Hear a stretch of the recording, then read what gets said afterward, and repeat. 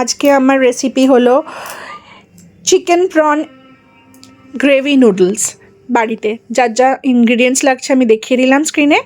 এবার আমরা প্যানটাকে হিট করে তাতে হোয়াইট অয়েল নিয়ে নিলাম, সানফ্লাওয়ার অয়েল আমি ইউজ করি। তারপর চিকেন শেড করে রেখেছিলাম, সেই চিকেনটাকে আমি ভালো করে একটু কড়াইতে নেড়ে নেব। তারপর চলে যাবে প্রন। এখানে আমি শ্রিম্প প্রন বা তার থেকে একটু বড় সাইজের প্রন ইউজ করেছি। প্রনটা দিলে টেস্টটা ভালো হয়, তবে বেশি ভাজবেন না।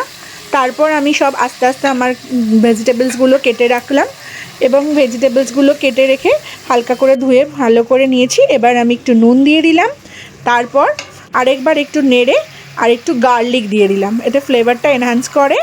আর এর সঙ্গে সঙ্গে ভেজিটেবলসগুলোও দিয়ে দিলাম এবং ব্ল্যাক পেপার দিয়ে ভালো করে, আর একটু সবজিগুলো আপনারা আপনাদের মতো করেও কাটতে পারেন, তবে একটু বড় বড় কাটলে ভালো লাগে গ্রেভি নুডলসে। এইবার দিয়ে আমরা এটাকে ভালো করে একটুখানি সতে করে নেব। আর ক্যাপসিকাম আর অনিয়নসও দেবো, কিন্তু একটু বেশি ক্যাপসিকাম আর অনিয়ন আমি রেখেও দেবো, কারণ সবটা দিয়ে দিলে না যদি নরম হয়ে যায় ভাল লাগে না, একটু ওপরে থেকে দিলে ভালো লাগে। আর salt as per your taste দিয়ে ভালো করে নাড়িয়ে নিতে হবে। আর এতে গার্লিকের সুন্দর একটা অ্যারোমা আসে, সেটা আমি শেয়ার করতে পারছি না। আর একটুখানি ভিনিগার নিয়ে নিলাম, হোয়াইট নর্মাল বাড়িতে যে ভিনিগার থাকে সেটা 2 ছিপি মতো দিয়ে দিলাম আমি এখানে ভিনিগার দিয়ে ভালো করে আরেকবার নেড়ে দিতে হবে। আর দেখতেই পাচ্ছেন সবজির থেকে একটু আস্তে আস্তে জল ছাড়ছে, কিন্তু জল তো একটু দিতেও হবে, কারণ বেশি ভাজা ভাজা হলে ভালো লাগে না। যত ব্লাঞ্চ করেও অনেকে করে এটা, তো আমি হালকাই জাস্ট সতে করে নিয়ে তারপর এর মধ্যে একটুখানি চিনি দিয়ে দিলাম 1 চামচ। ভালো করে নেড়ে নিয়ে যখন দেখব খুব শুকনো হয়ে যাচ্ছে, জলটা শুকিয়ে আসছে,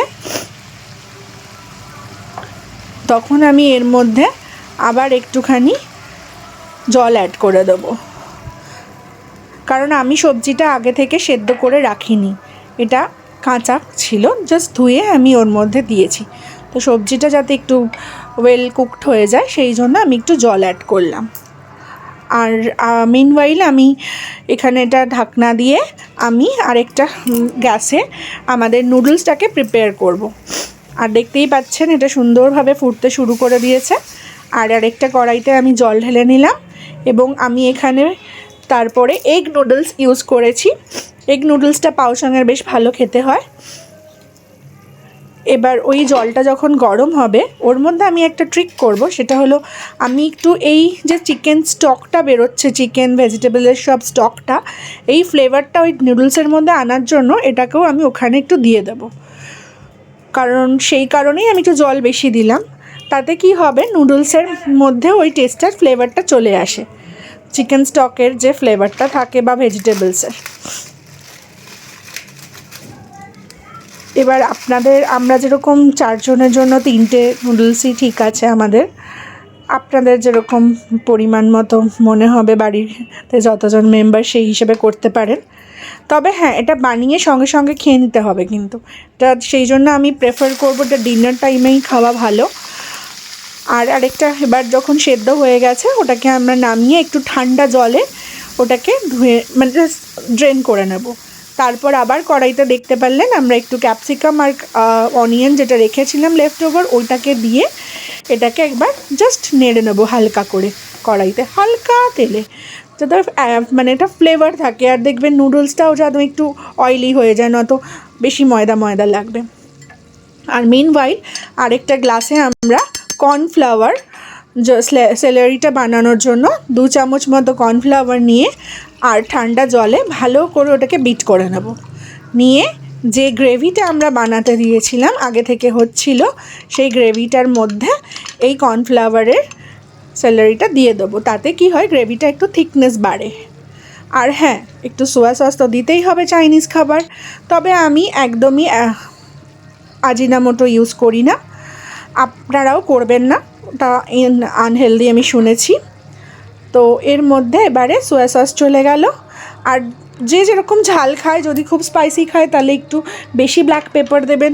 ব্ল্যাক পেপারটা তো দিতেই হবে বেশি করে, আর কেউ চিলিস খেলেও দিতে পারেন, গ্রিন চিলি সস দিতে পারেন। এবার আমাদের বাড়িতে বেশি ঝালটা পছন্দ করে না বলে আমি আর আলাদা করে গ্রিন চিলি সসটা দিলাম না। এবার এটা দিয়ে ভালো করে একটু ফুটতে দিতে হবে। হ্যাঁ, অবশ্যই একবার সল্টটা টেস্ট করে নিয়ে আরেকবার সল্ট দিয়ে দিতে হবে। আর ওদিকে আমাদের নুডলসটা তো আগেই রেডি করে রেখেছি আমি। এবার এটা জাস্ট একটু ফুটলে, আর যা দেখুন আরও আমি বলেছিলাম যে মানে অনিয়ন আর ক্যাপসিকাম আমি রেখে দিয়েছিলাম, সেটাও ওপর থেকে আবার আমি দিয়ে দিলাম। আর ওই যে ব্ল্যাক পেপার, যেটাই আসল চাইনিজ রান্নার কি ইনগ্রিডিয়েন্টস বলা যায়, সেটা আমি আবার দিলাম। দিয়ে ভালো করে আরেকবার মিক্স করে ওটাকে নামিয়ে নিলাম। এবার সার্ভ করে দিলাম। Thank you. আপনারা নিশ্চয়ই বাড়িতে এটা ট্রাই করবেন, আর কেমন হলো কমেন্টসে নিশ্চয়ই লিখবেন কিন্তু।